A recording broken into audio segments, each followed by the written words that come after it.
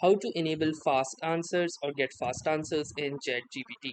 So hey guys, welcome to this tutorial. In this tutorial, I'll show you how you can get fast answers from ChatGPT by simply enabling that setting.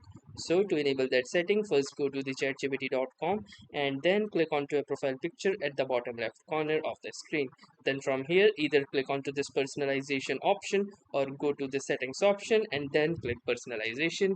You will be headed to the same page.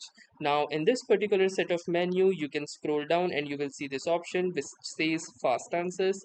This means ChatGPT can sometimes use its general knowledge to give fast in-depth answers. These aren't personalized and don't use your memory.